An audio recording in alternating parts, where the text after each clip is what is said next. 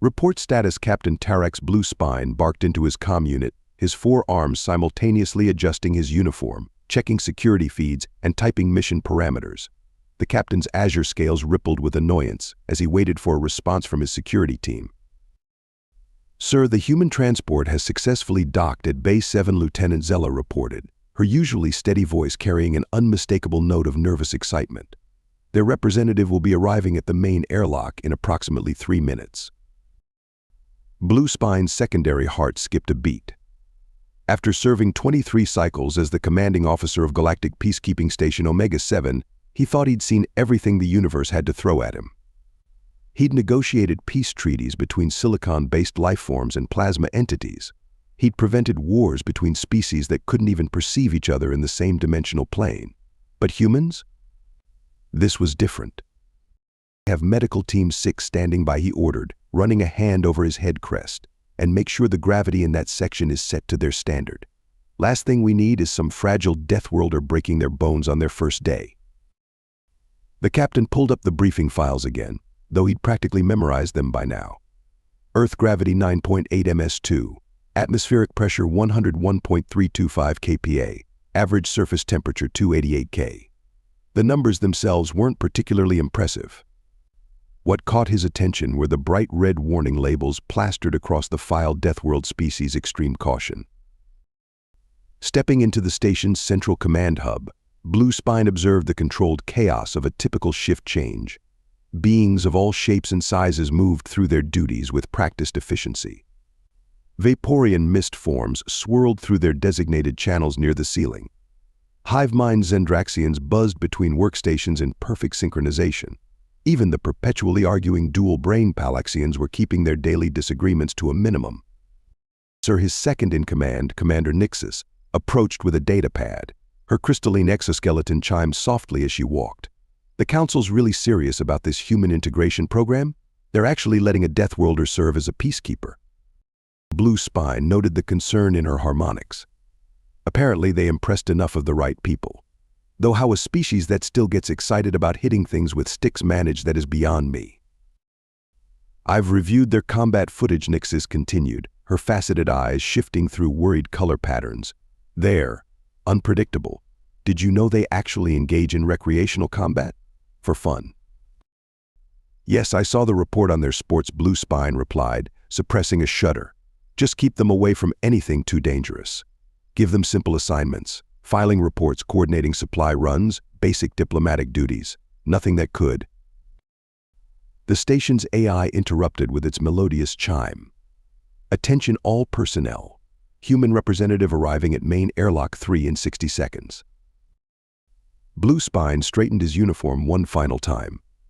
"Well, let's go welcome our new colleague." He tried to keep the skepticism out of his voice, but his scales betrayed him by shifting to a doubtful gray. The walk to the airlock felt longer than usual. Station personnel pressed themselves against the walls as he passed, their various appendages, tentacles, and sensory organs all oriented toward the airlock. The tension in the air was thick enough that even the psychically null species could probably feel it. As the airlock cycled, Blue Spine reviewed the standard greeting protocols in his head. But all his carefully prepared words evaporated when the inner door slid open with a soft hiss. The human stood there, somehow managing to look both completely unremarkable and utterly terrifying at the same time. They were wearing the standard-issue Peacekeeper uniform, modified for their bipedal form. No scales, no exoskeleton, no energy field, just soft, vulnerable skin. Yet there was something about their bearing, about the way they moved with such casual confidence, that set off every primitive warning system in Blue Spine's brain. "Lieutenant Amanda Rodriguez, reporting for duty, sir." The human snapped to attention, performing what he recognized as their species' military greeting. Blue Spine forced his scales back to their professional blue hue. "Welcome aboard Omega-7, Lieutenant. I trust your journey was comfortable." The human's face muscles contracted in what his briefing called a smile. "Oh yes, sir. Though I have to admit, the food synthesizer could use some work. It seems to think humans can digest pure uranium." The captain felt his scales involuntarily flicker to alarm purple before he caught himself. Was that supposed to be humor? He'd been warned about their strange concept of jokes, but experiencing it firsthand was unsettling. As he led the human toward the orientation area, Blue Spine couldn't shake the feeling that his nice, orderly station was about to become considerably less orderly. The council might think they were ready for humans, but watching his staff's reactions to their new colleague, he wasn't so sure.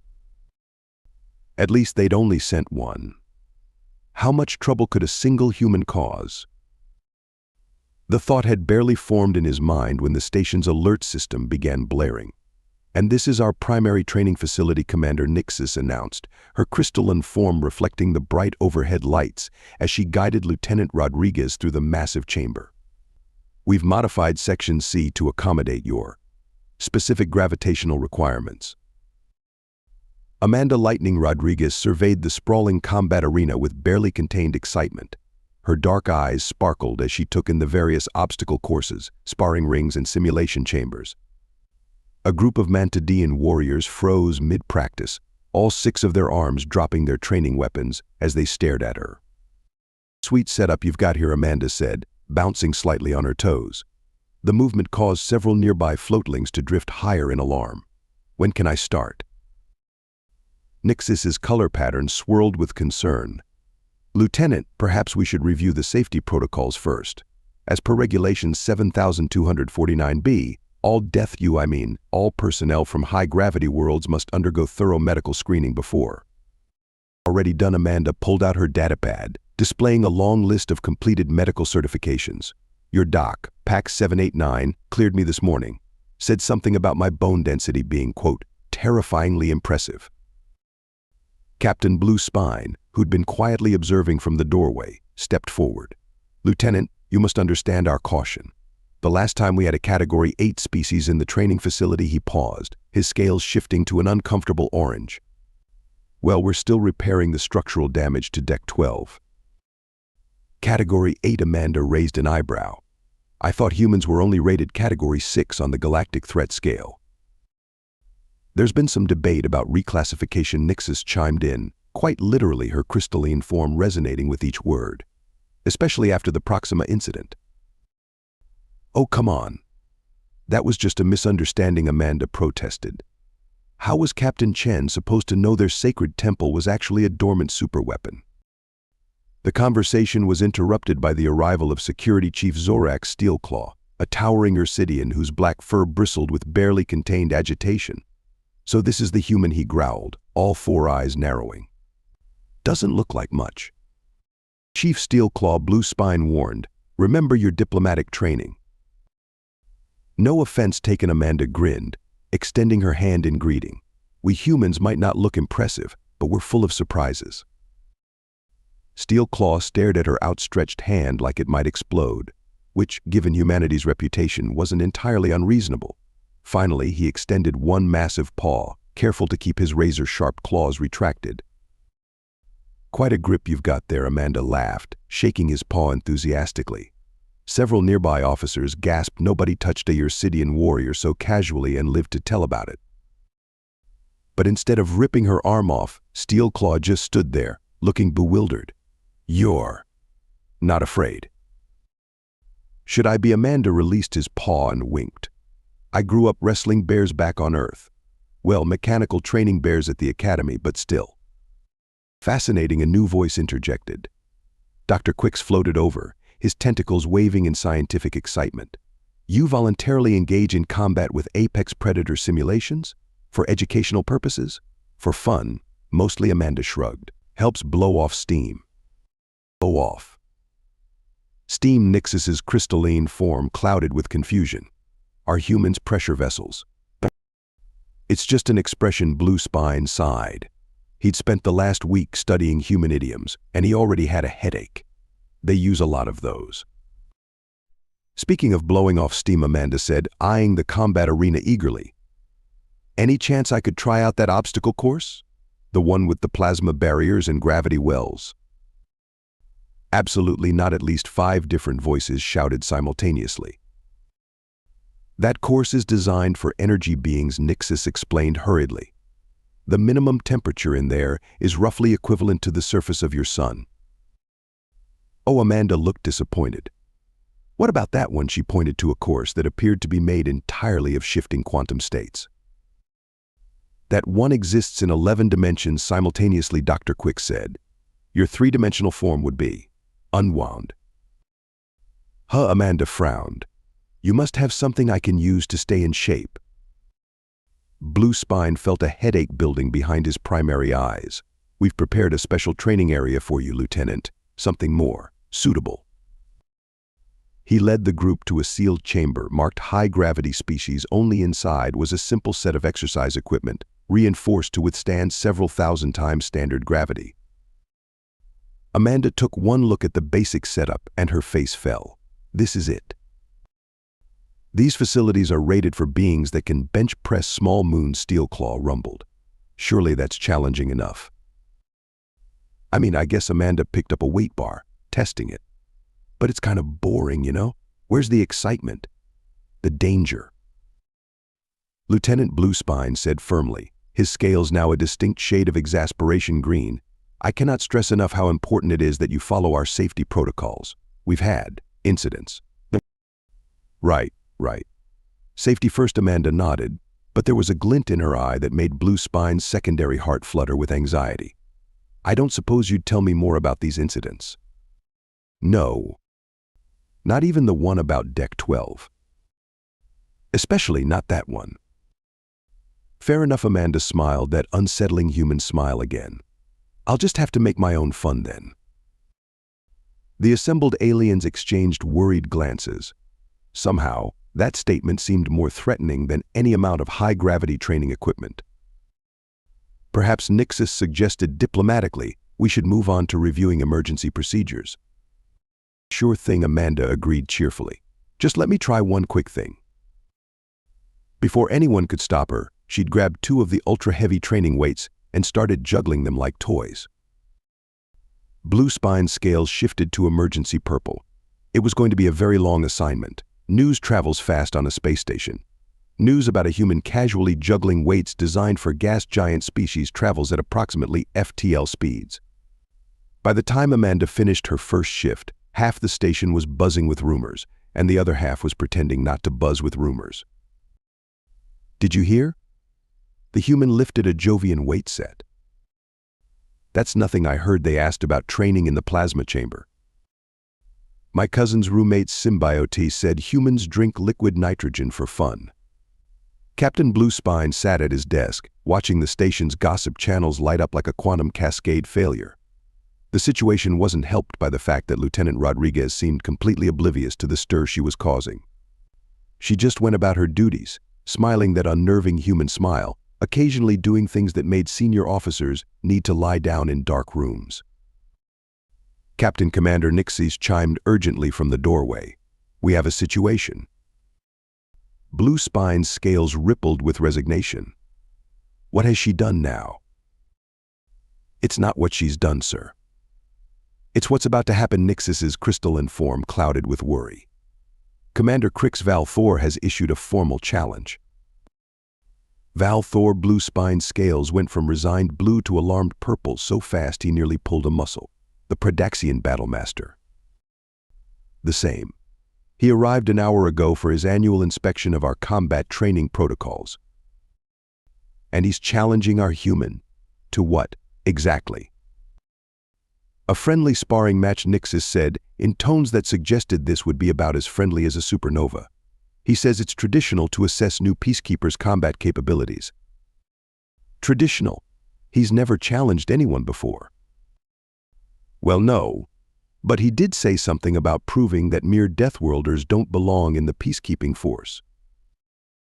Blue Spine slumped in his chair, all four arms going limp. Where's Lieutenant Rodriguez now? In the mess hall. Apparently, she's trying to convince the food synthesizer that humans can't actually eat pure titanium. And the betting pools. Already up to 50,000 credits, sir. The odds are not in her favor. Blue Spine checked the station's security feeds. Sure enough, a crowd was gathering outside the training facility. He spotted at least 3 different species that technically weren't even supposed to be on this deck. In one corner, A quantum bookie was taking bets using a probability matrix that extended into the fifth dimension. How long do we have? The challenge is set for 1800 hours station time. Val Thor is allowing the lieutenant to choose her weapons. At least that's something Blue Spine muttered. What's she picked? That's the thing. Sir Nixus's chimes took on an anxious tone. She hasn't. She's still in the mess hall, trying to explain the concept of hot sauce to the synthesizer. The captain checked his chronometer. 2 hours until the match. 2 hours until either a decorated human officer got humiliated, or worse, won and created an interstellar incident. Neither option appealed to him. Sir Lieutenant Zella burst into the office. You need to see this. The security feed showed the mess hall, where Amanda was now surrounded by a group of increasingly agitated Predaxians. Val Thor himself towered over her, his biometallic armor gleaming under the lights. So Val Thor's voice rumbled through the speakers. The Deathworlder doesn't even have the courage to face me. Amanda looked up from her synthesized meal, which was smoking slightly. Oh hey, you must be the guy who wants to spar. Sorry, been trying to get some lunch. Did you know your food machines think humans photosynthesize? Val Thor's faceplates shifted in confusion. This clearly wasn't the reaction he'd expected. I am Crix Val Thor, Battlemaster of the Predaxian Elite Guard, bearer of the Crimson Blade, destroyer of... Cool, Amanda interrupted, poking at her food. Hey, any chance you know how to get this thing to make a cheeseburger? The mess hall went silent. Nobody interrupted a Predaxian Battlemaster's title recitation. It just wasn't done. You dare mock me? Val Thor's armor began to glow with building energy. Not at all. Just hungry. Hard to fight on an empty stomach, you know. Amanda finally looked up, grinning. But since you're here, what are the rules for this sparring match? Any restrictions on weapons or techniques? Choose whatever weapons you wish. Val Thor sneered. It will make no difference. Really? Anything? Amanda's grin widened. Excellent. In that case, I choose no weapons at all. The silence in the mess hall got, if possible, even more silent. No.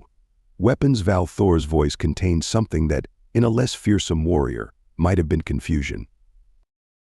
Nope, hand to hand only. Or hand to whatever you've got, unless you're not comfortable with that. The Battlemaster's armor flared bright enough to trigger the station's radiation warnings. I accept your terms, human. 1800 hours. Do not be late. As Val Thor stormed out, Amanda turned back to the synthesizer. Now, about that cheeseburger. In his office, Blue Spine watched the feed with a growing sense of doom. Nixus, update my will, and add a note: my entire savings on the human to win. Sir Nixus chimed in surprise. You're betting against Val Thor. Anyone crazy enough to fight a Predaxian Battlemaster without weapons, Blue Spine said grimly, either knows something we don't, or is about to teach us all something new. By 1745 hours, the training facility had transformed into an impromptu arena. Species from every deck packed the observation galleries.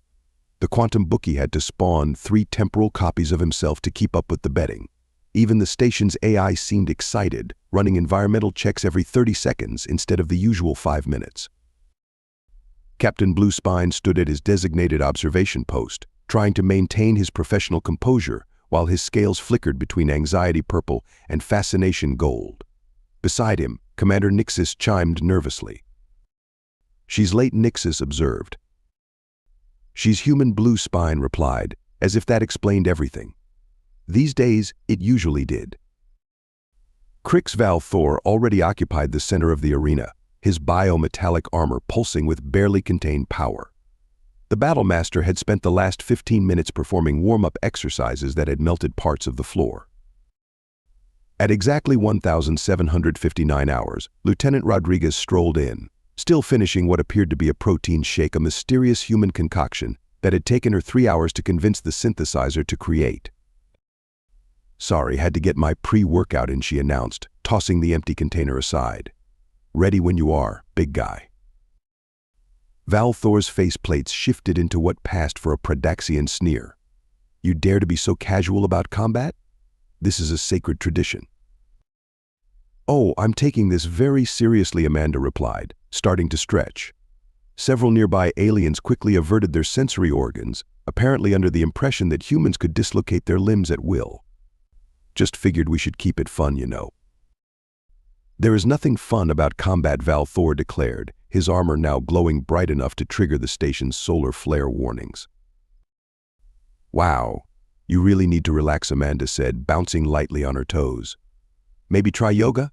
It's this great Earth thing where... Val Thor charged.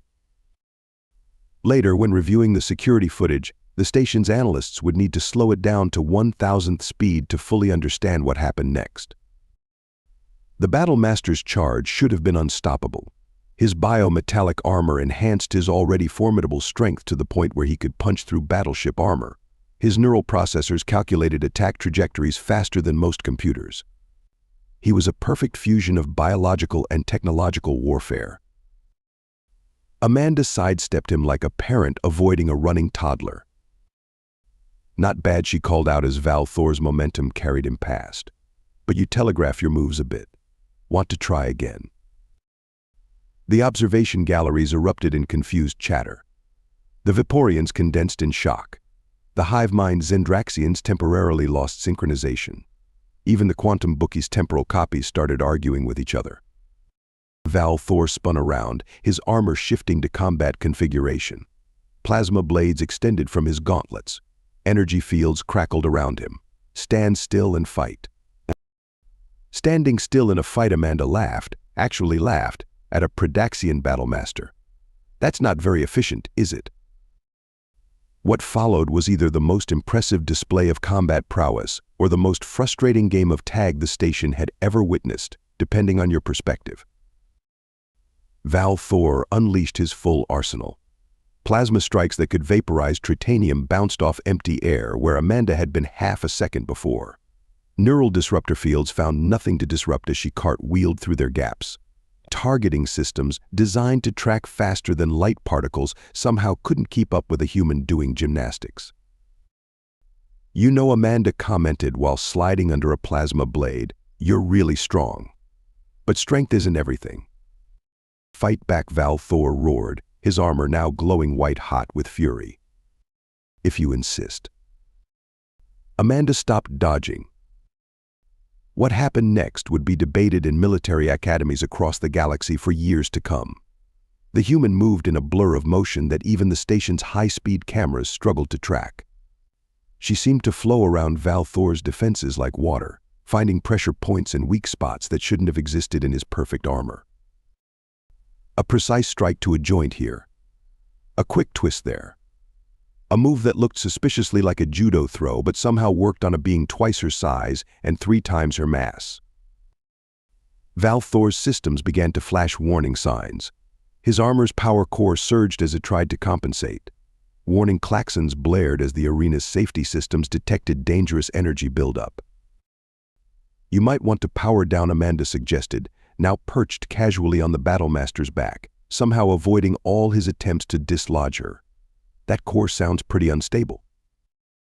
Never. Val Thor's armor shifted again, preparing for its ultimate attack configuration. Have it your way. Amanda pushed off his back, twisted in midair, and landed in a perfect fighting stance. As Val Thor charged one final time, she moved forward to meet him. The security cameras caught only a blur. The station's sensors registered a brief spike in kinetic energy. The quantum bookie's probability matrix temporarily collapsed. When the dust settled, Val Thor lay flat on his back, his armor powered down to safety mode, with Amanda sitting cross-legged beside him. Good fight, she said cheerfully. You've got amazing power, but you rely on it too much. Want to grab a drink and I can show you some techniques for improving your close quarters combat. The silence in the arena was absolute. Even the station's background hum seemed muted, as if the machinery itself was holding its breath. Then Val Thor did something that made several veteran peacekeepers faint dead away. He laughed. Benno. Never, the battlemaster declared as his armor resumed its normal configuration. In 300 years of combat, has anyone defeated me so thoroughly while trying to give me training advice? Amanda helped him up, showing no strain despite the armor's massive weight. Well, maybe that's the problem. Everyone's too scared to tell you how to improve. Sometimes you need an outsider's perspective, you know. Perhaps Val Thor admitted, humans are not quite what I expected. Oh, just wait until I teach you about parkour. In his observation post, Captain Blue Spine watched as the supposedly deadly enemies began discussing combat techniques like old friends. His scales had given up trying to pick a color and settled for a confused swirl of patterns. Sir Nixus chimed questioningly. The quantum bookie is asking about payout authorization. Tell him to wait, Blue Spine said, still staring at the scene below. I need to update the station's combat training protocols, and possibly everything we think we know about humans. Should I cancel the medical team standing by? No, Blue Spine sighed as he watched Amanda attempting to teach Val Thor something called a fist bump. Keep them on alert. Something tells me we're going to need them when she starts teaching Predaxian battlemasters how to parkour. The days following the duel brought changes to Station Omega-7 that even the most advanced precognitive species hadn't seen coming.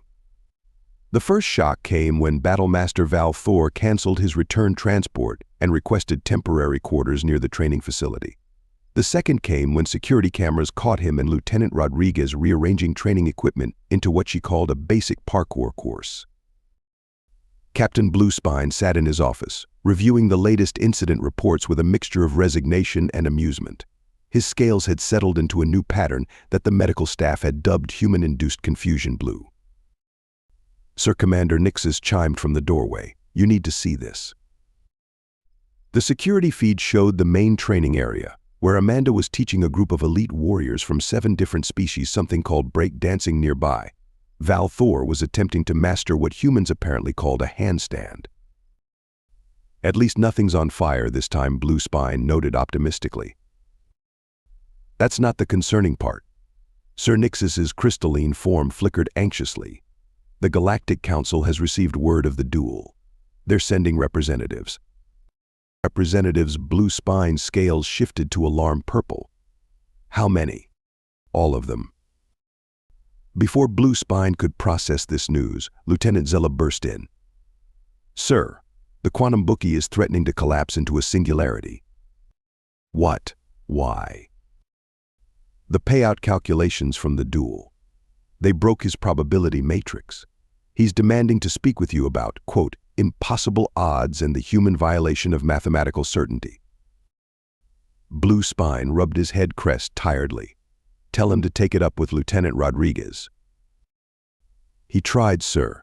She taught him how to play poker instead. Now he's spawned 5 more temporal copies to make a full table. The captain was saved from responding by another alert. The station's AI announced in its melodious voice, attention all personnel. Due to unprecedented demand, Training Protocol 7249B, Human Combat Basics, is now available in all major species formats. Please note the section on parkour requires signed waivers in triplicate. This isn't necessarily bad, Nixus offered hopefully. The diplomatic implications of a human peacefully defeating a Predaxian battlemaster could be quite positive. Peaceful Blue Spine gestured at the security feed, where Amanda was now demonstrating something called a roundhouse kick to an enthusiastic audience. She turned our most advanced combat training facility into a gymnasium. The Galactic Council seems impressed. They're talking about implementing human training methods across all peacekeeping stations. Heaven help us all, Blue Spine muttered, watching as a group of Vaporeans attempted to copy Amanda's warm-up routine. Just then, Val Thor himself appeared at the office door. The mighty battlemaster's armor was scuffed from training, and he was holding what appeared to be a human energy drink. Captain, he announced formally, I wish to submit a proposal. Please tell me it doesn't involve more Earth sports. Actually, Val Thor's faceplates shifted into what Blue Spine had learned was excitement. I want to establish a cultural exchange program. My warriors could learn human combat techniques, and in return. We teach them how to operate Predaxian battle armor. Blue Spine's scales went through so many colors so quickly that the medical scanner in his office began beeping in concern. Absolutely not, he declared. Have you seen what they do without powered armor? Besides, Lieutenant Rodriguez already asked about that. 3 times. 4 times. Actually, Amanda's voice came from somewhere above them. Everyone looked up. Somehow, she had managed to reach the office through the maintenance ducts. The vents are not an approved transport route, Lieutenant Blue Spine said wearily. But they're the fastest way to get around, she dropped down gracefully. Also, you might want to update the security protocols. I found 6 different shortcuts that bypass the main checkpoints. Of course you did, Blue Spine turned to his console, pulling up a new form. I assume I should add parkour to the list of restricted activities. Too late, Amanda grinned. The hive mind Zendraxians are naturals at it. Who knew having a distributed consciousness made wall running easier? As if to prove her point, a group of Zendraxians buzzed past the office window in perfect formation, executing a synchronized flip that definitely wasn't in any official training manual.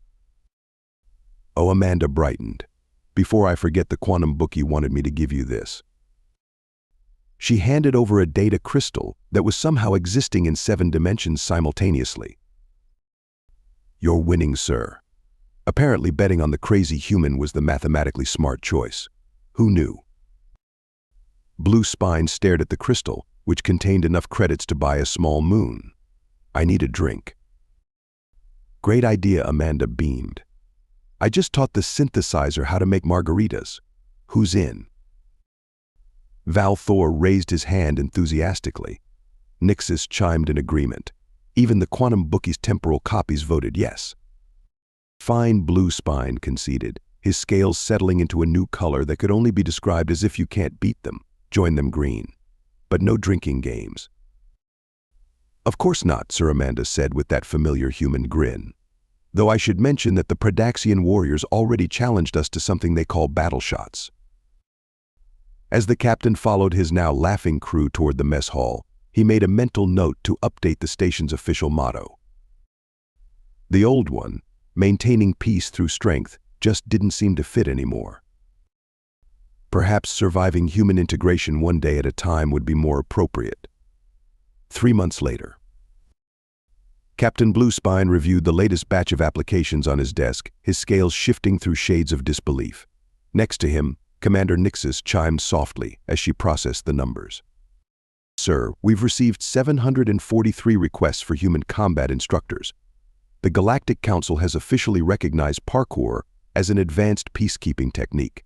And, she paused, her crystalline form clouding slightly. The Predaxian High Command wants to know if Lieutenant Rodriguez would consider teaching at their war college. Don't tell her that last part, Blue Spine groaned. She'll say yes.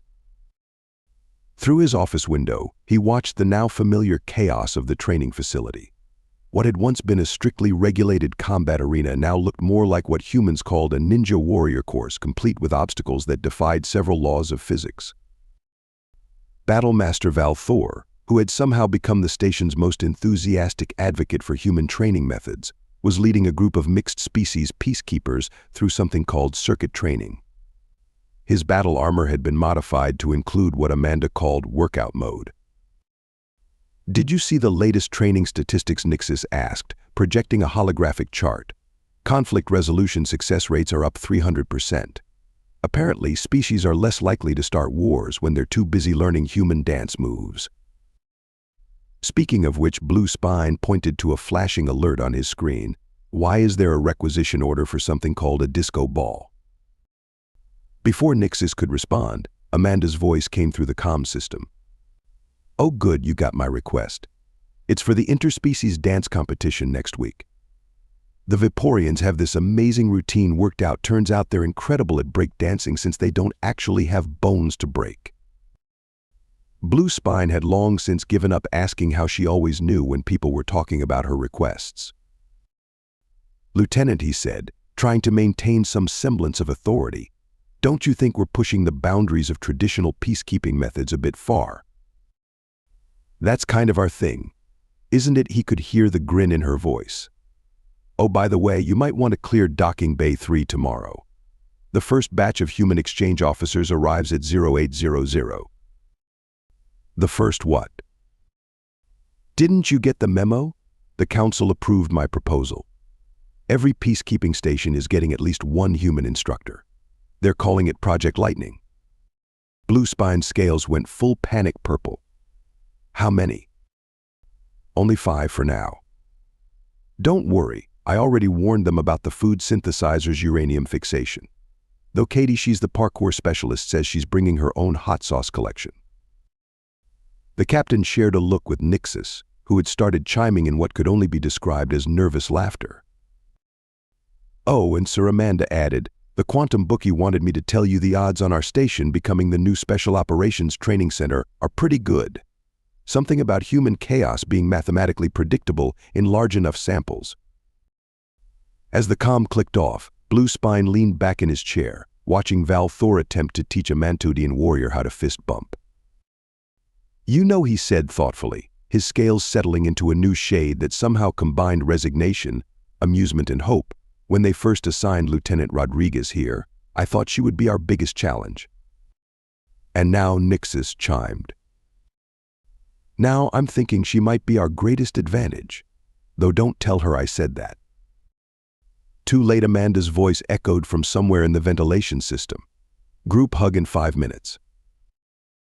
As Blue Spine hurried to lock his office door, not that it would help, he couldn't help but smile. The galaxy wasn't ready for humans, but maybe that was exactly what it needed. After all, peace through parkour was proving surprisingly effective. End.